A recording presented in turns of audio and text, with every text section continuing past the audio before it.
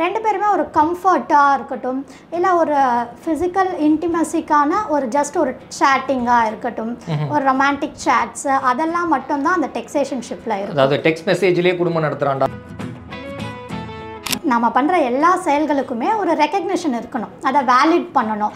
ஏன்னா எல்லா மனசுமே ஒரு சின்ன பாராட்டுக்கு தானே ஏங்கி இருக்கு. 2-3 பேர் ப்ரப்போஸ் பண்ணியிருப்பாங்க, பட் ஒருத்தர் கூட அவங்க ரிலேஷன்ஷிப்பில் இருப்பாங்க. அது வந்து கமிட் பண்ணலாமா வேண்டாமா, இல்லை இவங்க நம்மளுக்கு செட் ஆகலைன்னா நெக்ஸ்ட்டு யாராவது இருக்கிறாங்கன்னா ஸோ அவங்க நம்மளுக்கு செட் ஆவாங்களா அப்படி. ஃபஸ்ட்டு ஒரு 2-3 டேஸில் வந்து கான்வர்சேஷன் சூப்பராக போகும், டே அண்ட் நைட் பேசுவாங்க, டெக்ஸ்ட் பண்ணிக்கிட்டே இருப்பாங்க, ரொம்ப நல்லா போயிட்டுருக்கும். டக்குன்னு 2 பேரில் யாரோ ஒருத்தர் வந்து சைலண்ட் மோடு போயிடுவாங்க. டேட்டிங் ஆப்புங்கிறாங்க, ஃப்ரெண்ட்ஷிப் ஆப்புங்கிறாங்க.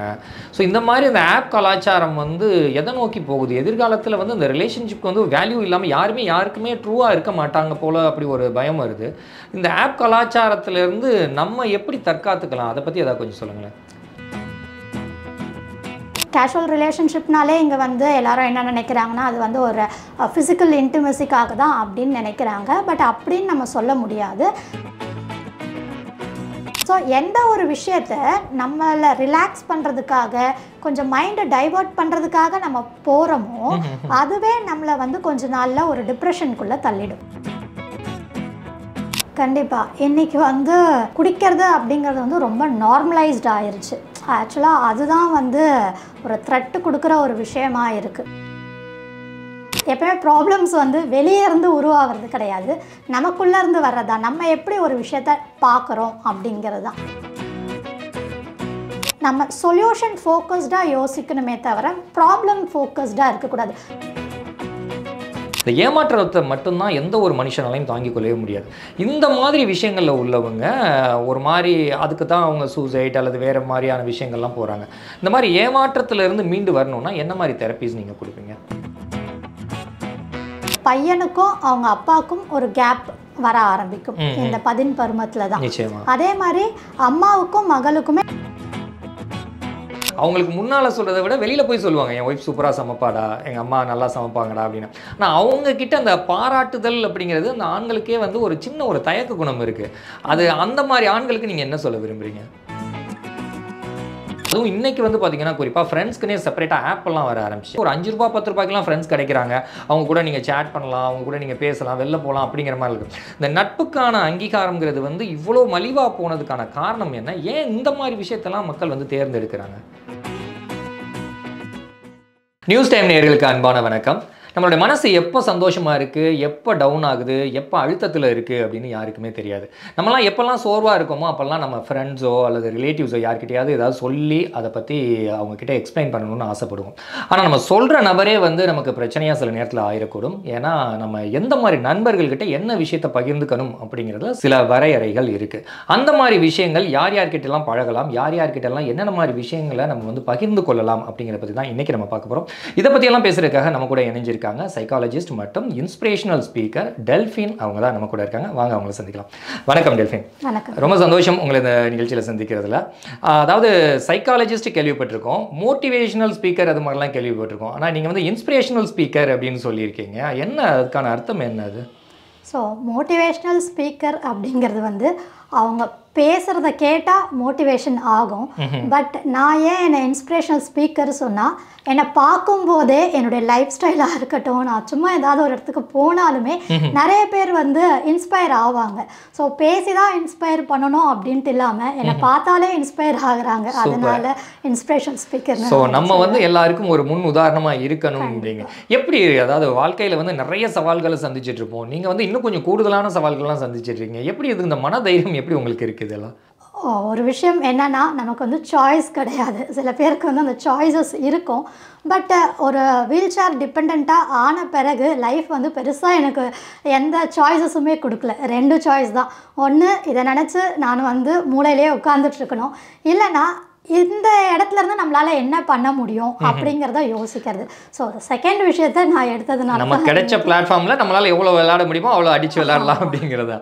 சூப்பர். ஏன்னா அவங்க கூட அடிக்கடி நம்ம பேசும்போது தான் சொல்லுவீங்க, நிறைய விஷயங்கள் சொல்லுவீங்க, இதுதானே இதெல்லாம் பண்ணலாம் ஜி அப்படின்னு அசால்ட்டா சொல்லுவீங்க. எப்படி இந்த மனதைரியம், அதாவது இது வந்து ஒரு ஓவர் கான்ஃபிடென்ட் மாதிரி கூட எடுத்துக்கலாமா அது? இல்லை, அது தன்னம்பிக்கையாகவும் எடுக்கலாம், ஓவர் கான்ஃபிடென்ஸாகவும் இருக்கலாம். ஆனால் நான் சொல்கிற விஷயங்கள் தன்னம்பிக்கையாக தான் இருக்கும். பிகாஸ் உங்களுக்கு வந்து என்னை விட இன்னும் நிறைய பாசிட்டிவ்ஸ் இருக்குது அப்படின்னும் போது நீங்கள் எல்லாமே பண்ணலாமே. அந்த இடத்துல எங்கே ஓவர் கான்ஃபிடென்ஸ்? அவங்களுக்கும் ஏதாவது ஒரு சின்ன சின்ன விஷயங்கள் தடை கற்களாவோ அல்லது தடைகளாவோ இருக்குது தானே செய்யும். ஒவ்வொருத்தங்களுக்கும் ஒவ்வொரு விஷயங்கள் அது மாதிரி தானே இருக்குது. அந்த மைனஸை எடுத்து பாசிட்டிவாக நம்ம மாற்றிக்கணும்னு சொல்லுவாங்க. கண்டிப்பாக நமக்கு வந்து அந்த சேலஞ்சஸை எப்படி நம்ம வந்து நம்மளுடைய ஸ்டெப்பிங் ஸ்டோனாக மாற்றுறது அப்படிங்கிற நம்மளுடைய பர்செப்ஷனை மாற்றணும். சூப்பர். ஸோ எல்லாருமே வந்து ஐயோ எனக்கு இப்படி ஆயிடுச்சே அப்படின்னு யோசிக்கிறத விட ஓகே இதுலேருந்து நம்ம என்ன கற்றுக்கலாம், இதுலேருந்து நம்ம என்ன பண்ணலாம் அப்படின்னு அந்த பர்செப்ஷன் தான் நம்ம மாற்றணும். ஸோ நீங்கள் வந்து இப்போ இந்த சைக்காலஜிக்கல் ரிலேட்டட் மட்டும் இல்லாமல் நிறைய தெரப்பீஸ் எல்லாம் படிச்சிருக்கீங்க, நிறைய படிச்சுக்கிட்டே இருக்கீங்க இப்போ வரைக்கும். என்னென்ன கோர்சஸ் எதுக்கெல்லாம் படிச்சிருக்கீங்க நீங்கள்? ஸோ நான் வந்து CBT therapy and NLP, life coach, இந்த மாதிரி விஷயங்கள் வந்து எப்பவுமே என்னை அப்கிரேட் பண்ணிக்கிட்டே இருப்பேன். பிகாஸ் ஆஸ் அ சைக்காலஜிஸ்ட்டாக நிறைய தெரப்பீஸும் நமக்கு கொடுக்க வேண்டியது இருக்கும்.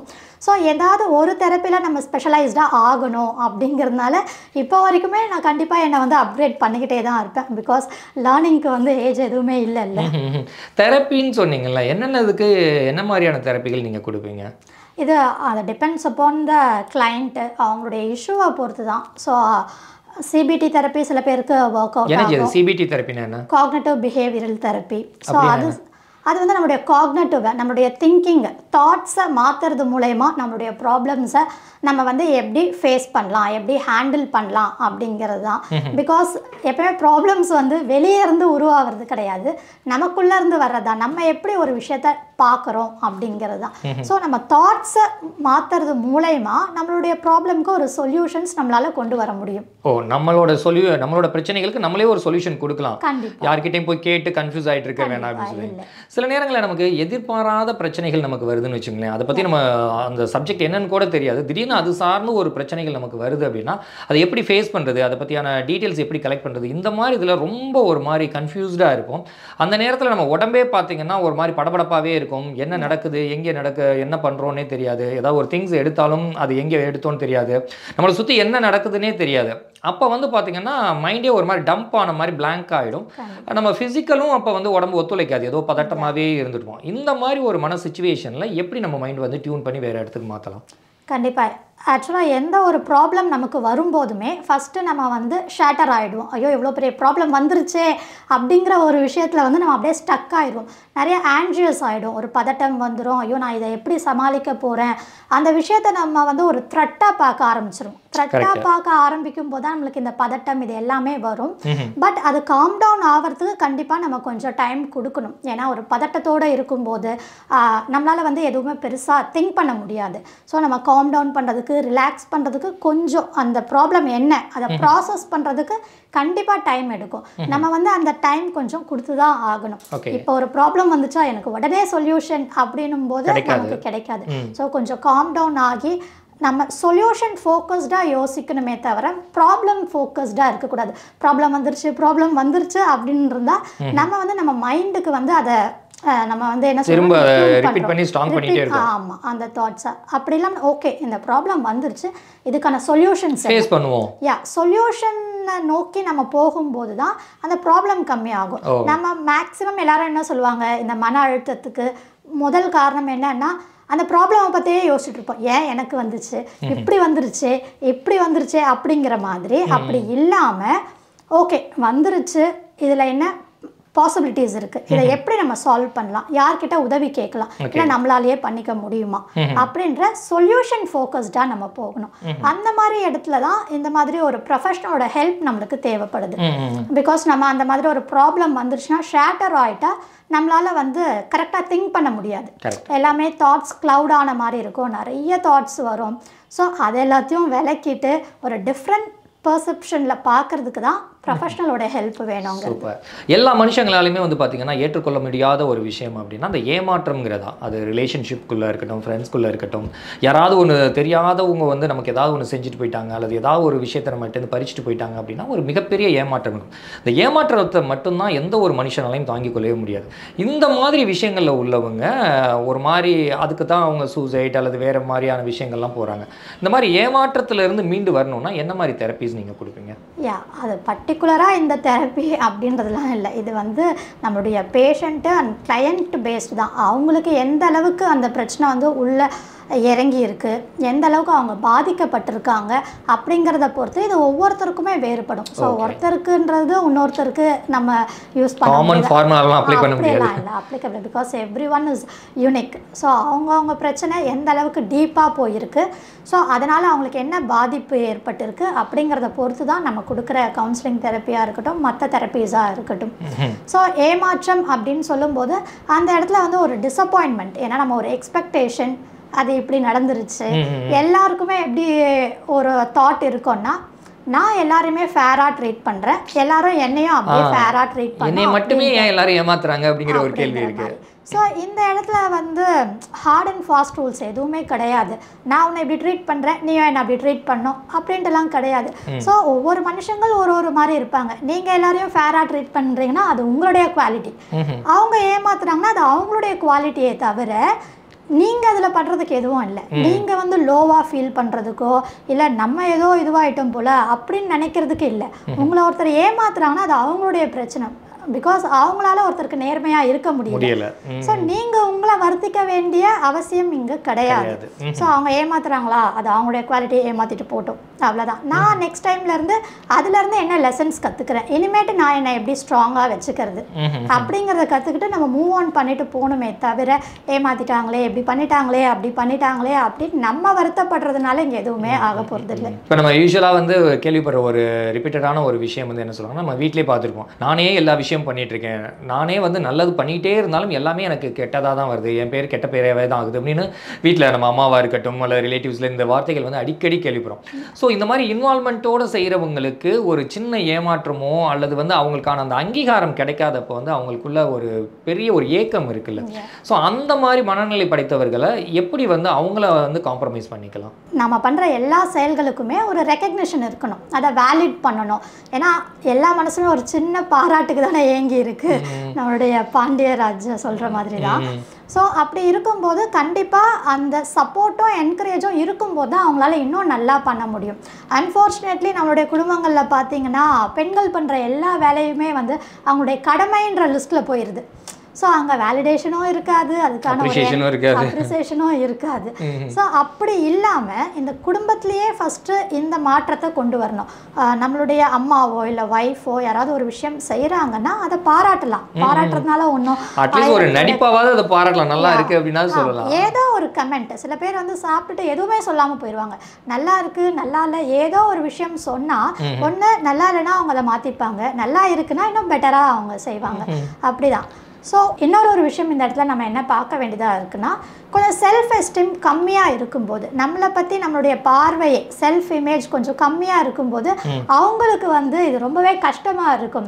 ஐயோ நம்மளை ரெக்கக்னைஸ் பண்ணலையே, நம்மளுக்கு வந்து கொஞ்சம் கூட நம்மளை எதுவுமே ஒரு அப்ரிசியேஷன் கொடுக்கலையே அப்படிங்கிற ஏக்கம் இருந்துகிட்டே இருக்கும்போது ஃபஸ்ட்டு நம்ம ஃபுல்ஃபில்லாக இருக்கணும். நான் ஒரு விஷயம் பண்ணுறேன், 100% கொடுக்குறேன், இல்லை என்னால் முடிஞ்ச அளவுக்கு நான் பண்ணுறேன்னும் போது நான் திருப்தியாக இருக்கணும். செல்ஃப் சாட்டிஸ்ஃபேக்ஷன் இருந்துச்சுன்னா மற்றவங்க கிட்ட இருந்து நம்ம அந்த எக்ஸ்பெக்டேஷன் கொஞ்சம் கம்மியாயிடும். ஏன்னா நான் நல்லா பண்ணியிருக்கேன்ல, நீ வேலிட் பண்ணணும், நீ ரெக்கக்னைஸ் பண்ணி தான் எனக்கு ஒரு சாட்டிஸ்ஃபேக்ஷன் வரணும்ன்ட்டு கிடையாது. நான் நல்லா பண்ணியிருக்கிற திருப்தி எனக்கு இருந்துச்சுன்னா ஐ எம் ஹாப்பி. முக்கியமாக நீங்கள் சொன்னதில் ஒரு விஷயம், இந்த கணவன் மனைவிகளுக்குள்ளே தான் தினமும் வந்து சாப்பாடு வச்சுட்டு அப்படியே பார்த்துட்டே இருப்பாங்க.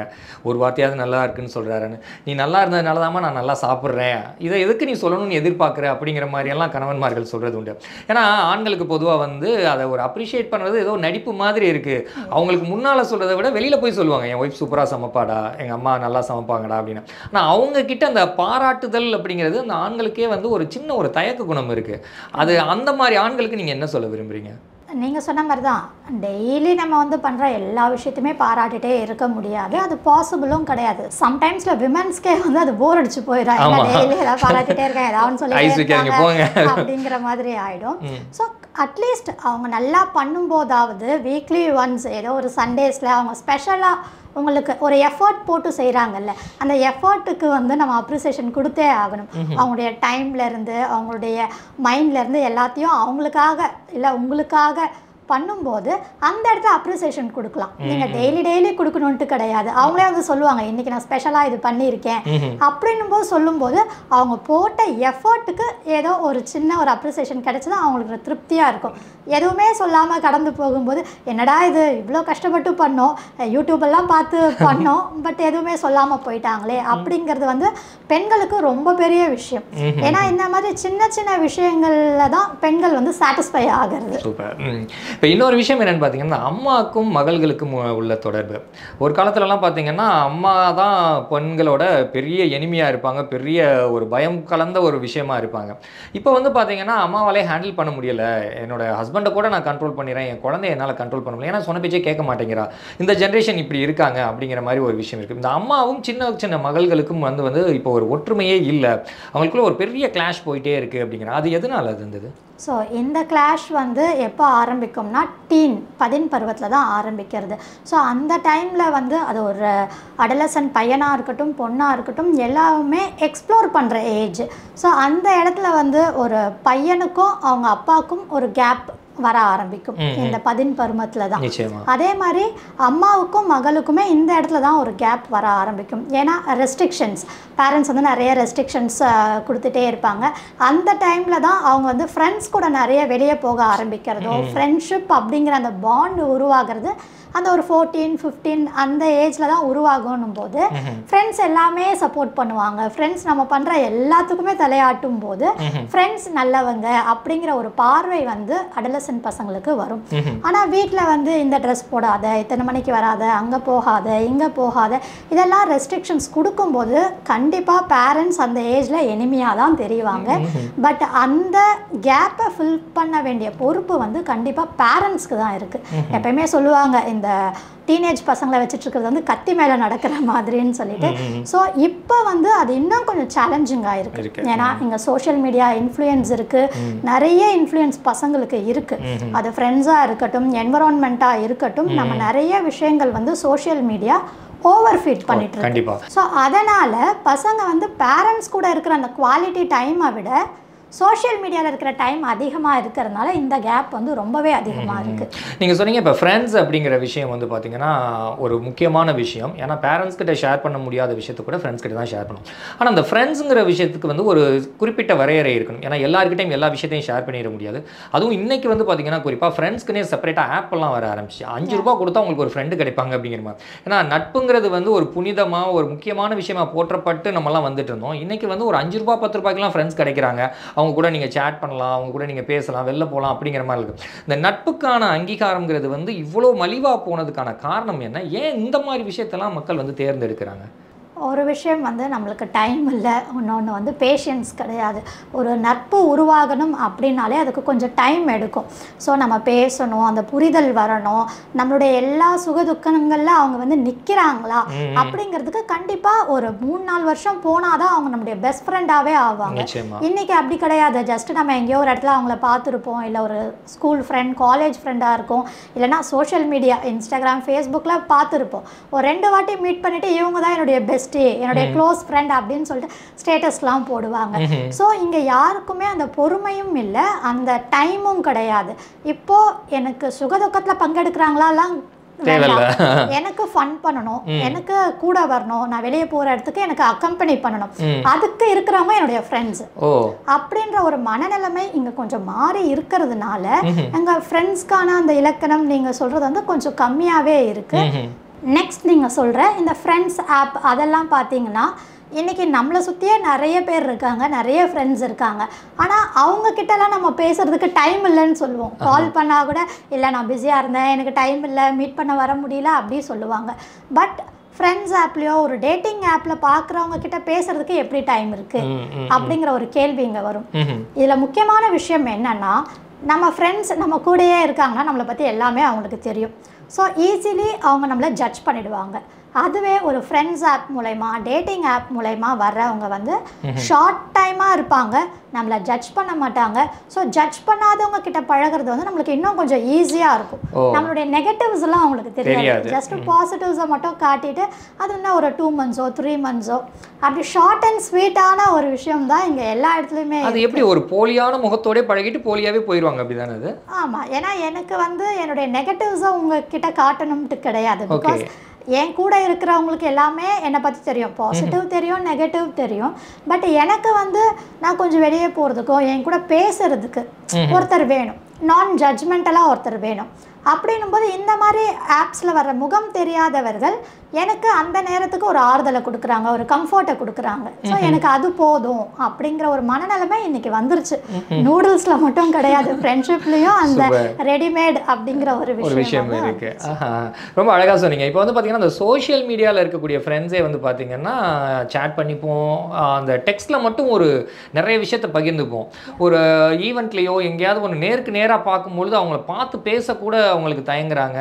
ஒரு ஹாய் பாய் சொல்லிட்டு ஒரு ஃபார்மலான ஒரு நட்பு தான் தொடருது அப்படிங்கிறது காமனாக நம்ம சொல்ல கேள்விப்பட்டிருக்கோம். ஸோ இந்த மாதிரி ஒரு போலியான நட்பு மூலமாக யாருக்கு என்ன பயன் கிடைக்க போகுது? அது இதை வந்து டெக்ஸேஷன்ஷிப்பும் சொல்லலாம். ஜென்ஸி பசங்க இப்போ யூஸ் பண்ணுற டெர்மினாலஜியில் அதுவும் ஒன்று. அதுதான் நம்மளுடைய மெசேஜில் நம்ம என்ன வேணால் பேசலாம், ஏன்னா அதுக்கான தைரியம் வரும். பிகாஸ் ஃபேஸ் டு ஃபேஸ் பார்க்கும்போது தான் நம்மளுக்கு வந்து அந்த தயக்கங்கள் இருக்கும், அவங்க என்ன நினைப்பாங்க அதெல்லாம். ஸோ மெசேஜில் பேசும்போது எந்த எமோஷனுமே கன்வே ஆகாது. அப்போது எனக்கு ஒரு தைரியம் வருது. அதனால தான் நம்ம இந்த சோஷியல் மீடியாலெலாம் பார்த்தா கீழே கமெண்ட் பாக்ஸில் என்ன வேணால் அவங்க கமெண்ட் பண்ணுவாங்க, ரொம்ப தவறான விஷயங்கள் கமெண்ட் பண்ணுவாங்க. ஏன்னா என்ன வேணால் பேசலாம், அங்கே லிமிட்டேஷன்ஸ் கிடையாது, யாரும் நம்மளை இது பண்ண போகிறது கிடையாது, ஜட்ஜ் பண்ண போகிறது கிடையாது. அப்படியே ஜட்ஜ் பண்ணாலும் ஐ டோன்ட் கேர் அப்படிங்கிற ஒரு மனநிலைமை தான். அதனால டெக்ஸேஷன்ஷிப்பு டெக்ஸ்ட்டில் பேசுறது வந்து ரொம்பவே ஈஸியாக இருக்கும். ஆனால் அதே விஷயத்த நம்ம நேரில் பார்த்து பேசணுன்னா நம்மளுக்கு வராது. ஏன்னா அவங்களுக்கு ஹர்ட் ஆயிருமோ, அவங்க முகம் மாறிச்சினாலே நம்மளுக்கு கொஞ்சம் கஷ்டமாயிருமே அப்படிங்கிற சில சவால்கள் இருக்கிறதுனால இன்னைக்கு டெக்ஸ்ட்டில் பேசுறது வந்து ரொம்ப கம்ஃபர்ட்டாக இருக்குது. இப்போ குறிப்பாக இன்னொரு விஷயம் பார்க்கணுன்னா அந்த கமெண்ட்ஸ் கல்ச்சர் வந்து ஒன்று இப்போ பயங்கரமாக இதாகிட்டு இருக்குது. நிறைய பேர் வந்து வீடியோஸ் பார்க்குறத விட கீழே போய் கமெண்ட்ஸில் என்னென்ன விஷயங்கள் இருக்குன்னு தான் பார்க்குறாங்க. தேவையில்லாத கமெண்ட்ஸ் எல்லாம் போடுறாங்க, எதுக்கு கமெண்ட் பண்ணுறாங்கன்னே தெரில. அதுலேயும் பார்த்தீங்கன்னா அது நிறைய அப்யூஸ் பண்ணி தான் இது பண்ணுறாங்க. அதுவும் குறிப்பாக அந்த பெண்கள் ஏதாவது ஒரு ஃபோட்டோவோ வீடியோஸோ போட்டாங்கன்னா எக்கச்சக்கமான தகாத வார்த்தைகள் எல்லாம் வந்து பயன்படுத்துகிறாங்க. இப்படியெல்லாம் மனுஷங்க நம்ம தமிழ்நாட்டில் இருக்காங்களா அப்படிங்கிற மாதிரிலாம் யோசிக்க தோணுது. இந்த கமெண்ட்ஸ் கல்ச்சர் வந்து எதை நோக்கி போயிட்டு இருக்கு? ஸோ இந்த கமெண்ட்ஸ் அப்படிங்கிறது வந்து நமக்கு தோன்றதை நம்ம பேசுகிறது தான் கமெண்ட்ஸ் அப்படிங்கிற ஒரு விஷயம். இன்றைக்கி எல்லாருக்குள்ளேயுமே நிறைய எமோஷன்ஸை வந்து சப்ரஸ் பண்ணி வச்சுருக்கோம். நம்ம அந்த இடத்துலையே ரியாக்ட் பண்ணுறது கிடையாது, அந்த இடத்துலையே நம்மளுக்கு தோன்றதை பேசுறது கிடையாது. ஸோ ஏதோ ஒரு இடத்துல இருக்கிற கோவமோ இல்லை ஏதோ ஒரு இடத்துல நான் சொல்ல நினைக்கிற விஷயங்களை நான் இந்த மாதிரி கமெண்ட் செக்ஷனில் வந்து சொல்லும்போது ஒரு மென்டல் ரிலாக்ஸேஷன் ஒன்று நான் எக்ஸ்ப்ரெஸ் பண்ணிட்டேன்.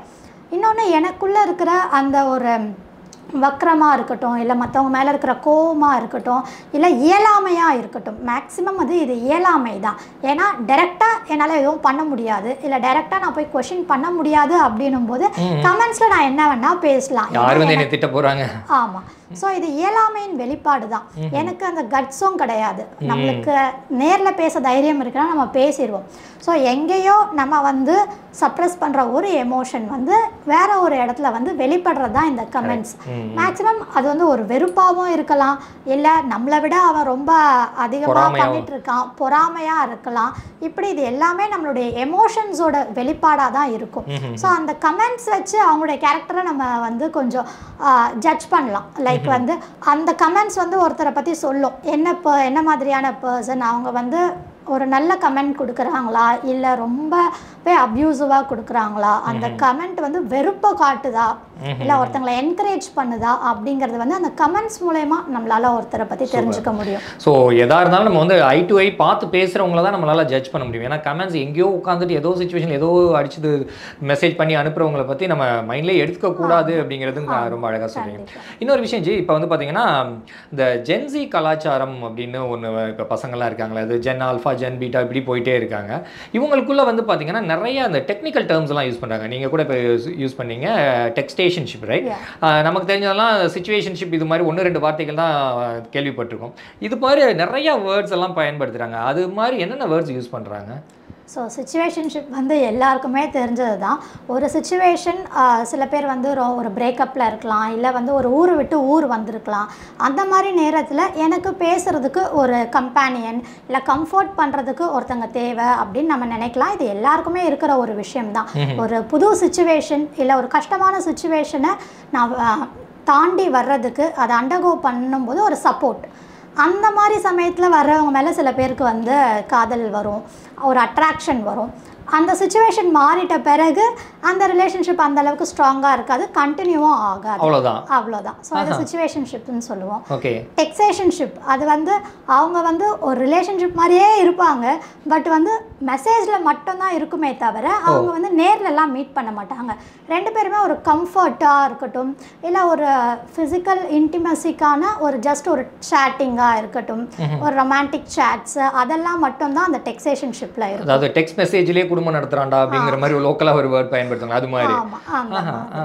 ஸோ அதுக்கப்புறம் பார்த்தீங்கன்னா பென்ச்சிங் அப்படின்ற மாதிரி இருக்கும். பென்ச்சிங்னா ஸோ அது என்னென்னா 2-3 பேர் நம்மளுக்கு ப்ரப்போஸ் பண்ணியிருப்பாங்க. அந்த பெண்ணுக்காக இருக்கட்டும் அந்த பையனுக்காக இருக்கட்டும் 2-3 பேர் ப்ரப்போஸ் பண்ணியிருப்பாங்க. பட் ஒருத்தர் கூட அவங்க ரிலேஷன்ஷிப்பில் இருப்பாங்க. அது வந்து கமிட் பண்ணலாமா வேண்டாமா, இல்லை இவங்க நம்மளுக்கு செட் ஆகலைன்னா நெக்ஸ்ட்டு யாராவது இருக்கிறாங்கன்னா ஸோ அவங்க நம்மளுக்கு செட் ஆவாங்களா அப்படின்னு சொல்லி வெயிட்டிங் லிஸ்ட்டில் வச்சுருப்பாங்க. அந்த மாதிரி இருக்கிறத நம்ம பென்ச்சிங். ஒரு 4-5 பேர் வச்சுட்டு ஒருத்தவங்க கூட ரிலேஷன்ஷிப்பில் இருப்பாங்க, மற்றவங்களாம் வெயிட்டிங் லிஸ்ட்டில் வச்சுருப்பாங்க. இவங்க போனால் அவங்கள சூஸ் பண்ணிப்பாங்க. ஸோ லவ் பாம்பிங் அப்படின்னு சொல்லுவாங்க. ஸோ அது எப்படின்னா அந்த அந்த ரிலேஷன்ஷிப்குள்ளே ஸ்டார்ட் பண்ணுற டைமில், ரிலேஷன்ஷிப் கூட கிடையாது, ஈவன் ஃப்ரெண்ட்ஷிப்பாக கூட இருக்கலாம். ஸோ அந்த டைமில் வந்து ரொம்ப லவ்வபுளாக பேசுவாங்க. இது வரைக்கும் இவங்க கேட்காத வார்த்தைகளை சொல்லி பேசுவாங்க. பேபின்றது, பேன்றது, அது இதுன்னு சொல்லுவாங்க. ஸோ அப்படியெல்லாம் அந்த ஒரு வார்த்தைகளுக்கு அவ்வளோ அன்பாக பேசுறதுக்கு ஒருத்தங்களை பழக்கிட்டு கொஞ்ச நாள்ல டக்குன்னு அவங்க அதெல்லாம் பேசுறத ஸ்டாப் பண்ணிடுவாங்க. ஆமாம், அந்த நேரத்தில் இவங்க வந்து அந்த வார்த்தைகளுக்கு அடிமையாயிட்டு இருப்பாங்க. நம்மளை வந்து பேம்பரிங் பண்ணுற மாதிரி பேசியிருப்பாங்க. ஸோ அந்த லவபுளான வேர்ட்ஸ் இப்போ இல்லை, அதை நம்ம இன்னும் கேட்கணும் அப்படிங்கிற வார்த்தைகளுக்கு அடிமையாயிட்டு இருப்பாங்க. ஸோ இது வந்து லவ் பாம்பிங். அந்த லவ் பாம்பு போடுற மாதிரி ரொம்ப அழகாக சூப்பராக பேசி அப்புறம் டக்குன்னு அந்த கம்யூனிகேஷன் அந்த அளவுக்கு இருக்காது, இல்லை நார்மலாக பேச ஆரம்பிச்சிருவாங்க. ஸோ இதை லவ் பாம்பிங் சொல்லுவாங்க. கோஸ்டிங் அப்படிங்கிறது வந்து மேக்ஸிமம் இந்த டேட்டிங் ஆப்ஸ்லலாம் நம்ம பார்க்கலாம். ஃபஸ்ட்டு ஒரு 2-3 டேஸில் வந்து கான்வர்சேஷன் சூப்பராக போகும், டே அண்ட் நைட் பேசுவாங்க, டெக்ஸ்ட் பண்ணிக்கிட்டே இருப்பாங்க, ரொம்ப நல்லா போயிட்டுருக்கும். டக்குன்னு 2 பேரில் யாரோ ஒருத்தர் வந்து சைலண்ட் மோடு போயிடுவாங்க. அவங்கள வந்து நம்மளால எந்த வகையிலுமே ரீச் பண்ண முடியாது. அப்புறம் ஒரு 10-20 நாள் கழித்து திடீர்னு வந்து பேசுவாங்க. ஸோ அது வரைக்கும் அவங்க என்ன ஆனாங்கன்னு நம்மளுக்கு தெரியாது. ஸோ இதை வந்து கோஸ்டிங் சொல்லுவாங்க. ஸோ நெக்ஸ்ட் வந்து பிரெட் க்ரம்பிங் அப்படிங்கிறது, அது வந்து சீரியஸ் கமிட்மெண்ட் அங்கே இருக்காது. முதல்ல கமிட் பண்ணமா இல்லையா அப்படிங்கிற ஒரு கன்ஃபியூஷன்லேயே வச்சுட்டு இருக்கிறது வந்து பிரெட் க்ரம்பிங்னுவாங்க. இன்னும் நானோ ஷேப், இன்னும் நிறைய வேர்ட்ஸ் இருக்குது, நமக்கே அவ்வளோ தெரியல. அவங்களுக்குன்னு ஒரு தனி டிக்ஷனரியே இருக்குது. சூப்பர். ஸோ இவங்களா ஒரு தனி உலகத்தில் இருக்காங்க, அப்படிதானே? அதே போல் இப்போ சொன்னீங்க இந்த ஆப்லாம் வந்து பார்த்தீங்கன்னா நிறைய ஆப் வந்துருச்சு. அதாவது டேட்டிங் ஆப்புங்கிறாங்க, ஃப்ரெண்ட்ஷிப் ஆப்புங்கிறாங்க. ஸோ இந்த மாதிரி அந்த ஆப் கலாச்சாரம் வந்து எதை நோக்கி போகுது? எதிர்காலத்தில் வந்து இந்த ரிலேஷன்ஷிப்க்கு வந்து வேல்யூ இல்லாமல் யாருக்குமே ட்ரூவாக இருக்க மாட்டாங்க போல், அப்படி ஒரு பயம் வருது. இந்த ஆப் கலாச்சாரத்திலேருந்து நம்ம எப்படி தற்காத்துக்கலாம், அதை பற்றி ஏதாவது கொஞ்சம் சொல்லுங்களேன். ஸோ இந்த டேட்டிங் ஆப்ஸாக இருக்கட்டும், நிறைய ஃப்ரெண்ட்ஷிப் ஆப்ஸாக இருக்கட்டும், இது எல்லாமே வந்து ஒரு கேஷுவல் ரிலேஷன்ஷிப்பை வந்து என்கரேஜ் பண்ணுற ஒரு விஷயமாக தான் இப்போ இருந்துகிட்ருக்கு. ஸோ டெல்லியில் வந்து ரீசெண்ட் ஒரு சர்வேயில் பார்த்திங்கன்னா கேஷுவல் ரிலேஷன்ஷிப் வந்து ரொம்ப அதிகமாகிட்டுருக்கு. ஸோ நிறைய யங்ஸ்டர்ஸ் வந்து ஒரு லாங் டேர்ம் கமிட்மெண்ட்டுக்கு ரெடியாக இல்லை அப்படிங்கிறது தான் இது காட்டுது. பிகாஸ் கேஷுவல் ரிலேஷன்ஷிப் அப்படின்னும் போது நம்மளுக்கு பெரிய கமிட்மெண்ட்ஸ்லாம் இருக்காது. ஒரு 6 months 1 year மட்டும் நம்மளுக்கு ஒரு கம்ஃபர்ட்டுக்கு இருக்கிற ஒரு ரிலேஷன்ஷிப்பாக இருக்கலாம். ரொம்ப ரேர் கேஸில் தான் அது வந்து ஒரு லாங் டேர்ம் ரிலேஷன்ஷிப்பாக போகும். அண்ட் இப்போ இருக்கிற யங்ஸ்டர்ஸ் வந்து ரொம்பவே தெளிவாக இருக்காங்க, எனக்கு என்ன வேணும் அப்படிங்கிறது. எனக்கு வந்து ஒரு கமிட்மெண்ட்டை எடுத்துக்கிட்டு அதுக்காக எஃபர்ட் போட்டு எனர்ஜி போட்டு ஒரு டைம் போட்டு அவ்வளோ விஷயங்கள் என்கிட்ட கிடையாது. அப்போது நம்ம ஒரு சீரியஸ் கமிட்மெண்ட்டை எடுத்தால் அந்த பார்ட்னருக்கு நம்ம டைம் ஸ்பெண்ட் பண்ணணும், கொஞ்சம் எஃபர்ட்ஸ் போடணும் போது அது என்கிட்ட இல்லை. அதனால் இந்த கேஷுவல் ரிலேஷன்ஷிப் வந்து இப்போ ரொம்ப கம்ஃபர்ட்டாக இருக்குது. ஏதோ எனக்கு கிடைக்கிற ஒரு நேரத்தில் நான் ஒருத்தர் கூட இருக்கேன், பேசுகிறேன், வெளியே போகிறேன், நான் கொஞ்சம் சந்தோஷமாக இருக்கிறேன். அது வந்து கேஷுவல் ரிலேஷன்ஷிப்னாலே இங்கே வந்து எல்லாரும் என்ன நினைக்கிறாங்கன்னா அது வந்து ஒரு ஃபிசிக்கல் இன்டிமசிக்காக தான் அப்படின்னு நினைக்கிறாங்க. பட் அப்படின்னு நம்ம சொல்ல முடியாது. ஜஸ்ட்டு எனக்கு வெளியே போகிறதுக்கு ஒருத்தர் வேணும், நான் கொஞ்சம் பேசுகிறதுக்கு எனக்கு ஒருத்தர் வேணும் அப்படிங்கிறதுனால இந்த கேஷுவல் ரிலேஷன்ஷிப்ஸ் வந்து இப்போ கொஞ்சம் அதிகமாகவே இருந்துட்டு வருது. பட் எவ்வளோ நாளைக்கு அந்த கேஷுவல் ரிலேஷன்ஷிப் இருக்கும், எத்தனை பேரை நம்ம அப்படி மாற்றிக்கிட்டே இருப்போம் போது ஒரு இடத்துல வந்து நம்மளை இது டயர்ட் ஆக்கிடும், மென்டலி எக்ஸாஸ்ட் ஆக்கிடும். ஏன்னா எனக்குன்ட்டு ஒரு ரிலேஷன்ஷிப் கான்ஸ்டண்ட்டாக இல்லையே அப்படிங்கிற ஒரு மன அழுத்தத்துக்கு இந்த தலைமுறை வந்து இப்போ போயிட்டுருக்காங்க. ஏன்னா எனக்குன்னு ஒரு பெர்மனன்ட் பார்ட்னர் இல்லை. ஓகே, எத்தனை நாள் கேஷுவல் ரிலேஷன்ஷிப்பில் இருக்கிறது இல்லை. சில பேர் வர்றாங்க, பேசுகிறாங்க, ஒரு 2 மாதம் பேசுவாங்க, அதுக்கப்புறம் பேசாமல் போயிடுறாங்க. ஸோ எந்த ஒரு விஷயத்தை நம்மளை ரிலாக்ஸ் பண்ணுறதுக்காக, கொஞ்சம் மைண்டை டைவர்ட் பண்ணுறதுக்காக நம்ம போகிறோமோ அதுவே நம்மளை வந்து கொஞ்ச நாளில் ஒரு டிப்ரெஷனுக்குள்ளே தள்ளிடும். ஸோ இன்னொரு விஷயம், மிக முக்கியமான விஷயம் என்னென்னா, இந்த ட்ரக் அடிக்ஷன் வந்து பார்த்திங்கன்னா இன்றைக்கி ரொம்ப மோசமாக போயிட்டுருக்கு. கிட்டத்தட்ட இப்போ ரீசெண்டாக கிடைச்ச சர்வே படி 70 lakhs வந்து குடிநோயாளிகள் இருக்காங்க அப்படிங்கிறாங்க. ட்ரிங்க்ஸ் மட்டும் இல்லாமல் நிறைய போதைகளுக்கு அடிமையாகி நிறைய பேர் பாதிக்கப்பட்டிருக்காங்க. இவங்களால் வந்து விடணும்னு நினச்சாலும் விட முடியலை. அவங்களுக்கு இருக்கக்கூடிய சூழலும் வந்து பார்த்திங்கன்னா அது மாதிரியே திரும்ப அவங்கள போய் தள்ளிட்டு இருக்கு.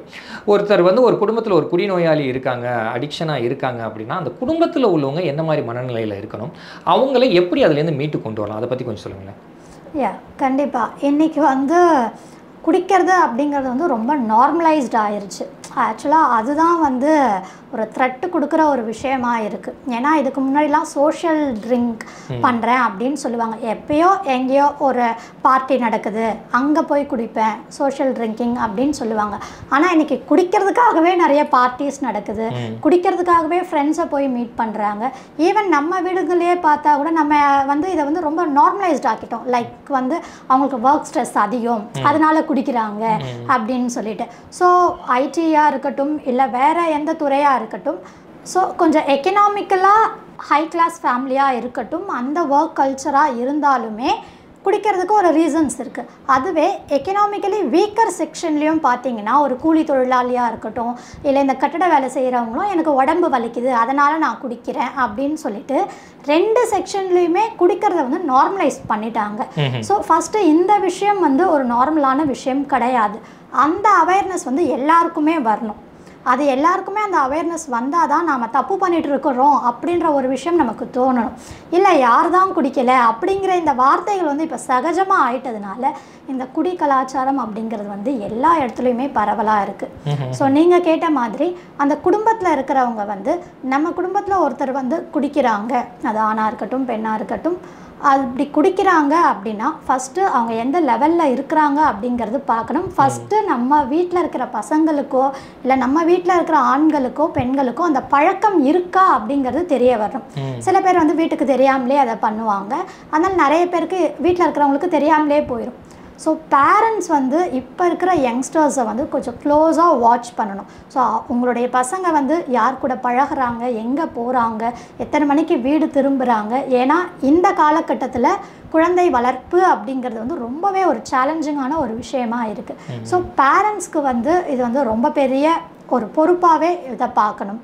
ரெண்டாவது, நம்ம வீட்டில் ஒருத்தர் வந்து ரொம்பவே குடிக்க அடிமையாக இருக்காரு அப்படின்னும் போது அவங்கள வந்து குறை சொல்கிறதோ திட்டுறதோ அப்படியெல்லாம் பண்ணாமல் அவங்க அதுக்கு அடிக்ஷன்ன்ற நிலைமைக்கு போயிட்டாங்கன்னா கண்டிப்பாக அங்கே வந்து ஒரு ப்ரொஃபஷ்னல் ஹெல்ப் தான் வேணும். கொஞ்ச நாளாக குடிச்சிட்ருக்காங்க இல்லை எப்பயாவது தான் குடிப்பாங்க அப்படின்னும் போது அந்த பர்டிகுலர் இண்டிவிஜுவல் வந்து அதை ரியலைஸ் பண்ணணும், இதனால் என்னென்ன பாதிப்புகள் வருதுன்னு சொல்லிட்டு.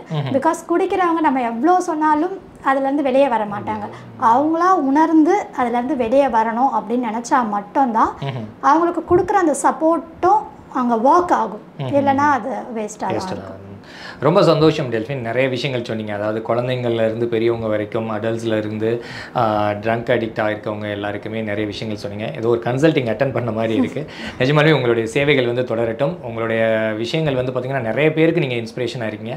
அதே போல் இன்னும் இப்போ இருக்கக்கூடிய யங் ஜென்ரேஷனுக்கும் நீங்கள் ஒரு பெரிய இன்ஸ்பிரேஷனாக இருக்கணும். வாழ்த்துக்கள் இந்த நிகழ்ச்சி பண்ணுங்கள். நன்றி. இந்த சேனலுக்கு என்னை கூப்பிட்டு இன்றைக்கி நிறைய விஷயம் நம்ம டிஸ்கஸ் பண்ணோம். அந்த ஒரு ஆப்பர்ச்சுனிட்டி கொடுத்ததுக்கு நியூஸ் டைமுக்கு நன்றி. தேங்க்யூ. தேங்க்யூ.